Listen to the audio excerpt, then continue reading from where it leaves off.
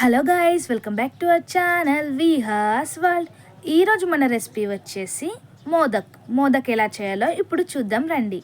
ముందుగా పిండిని కలుపుకోవడానికి ఒక గిన్నెని తీసుకొని అందులో 1.5 కప్ వరకు బియ్యం పిండిని తీసుకొని అందులో టేస్ట్కి సరిపడా సాల్ట్, అలాగే కొద్దిగా వాటర్ని వేసుకుంటూ పిండిని అంతా మిక్స్ చేసుకోవాలి. పిండిని సాఫ్ట్గా వచ్చేంత వరకు మనం మిక్స్ చేసుకోవాలి. పిండిని బాగా మిక్స్ చేసుకున్న తర్వాత పిండికి ఒక 10 మినిట్స్ రెస్ట్ ఇవ్వాలి.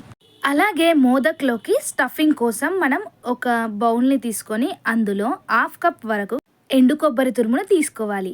అలాగే దాంట్లోకి మనం టేస్ట్కి సరిపడా షుగర్ని కూడా వేసుకోవచ్చు. నేనైతే 3 స్పూన్స్ షుగర్ యాడ్ చేసుకున్నాను.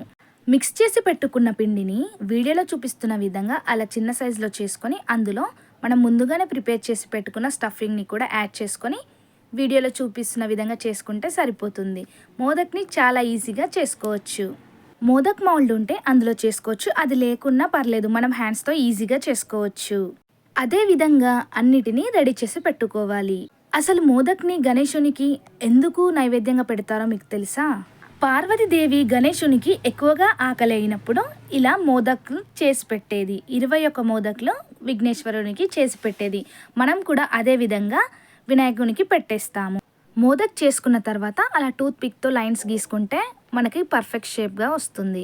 మోదక్ని ఆవిరి మీదనే ఉడికించుకోవాలి. దానికోసం స్టవ్ ఆన్ చేసుకొని ఒక గిన్నెని పెట్టుకొని అందులో వాటర్ వేసుకొని దానిపైన ఒక చిల్లు గిన్నెని పెట్టేసుకొని ఒక కాటన్ క్లాత్ వేసుకొని మనం రెడీ చేసి పెట్టుకున్న మోదకాన్ని వేసుకొని క్లాత్తో కవర్ చేసేయాలి.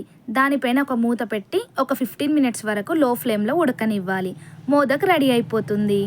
మీరు కూడా ఒకసారి ట్రై చేయండి. వీడియో నచ్చితే లైక్ చేయడం మర్చిపోకండి. Thank you.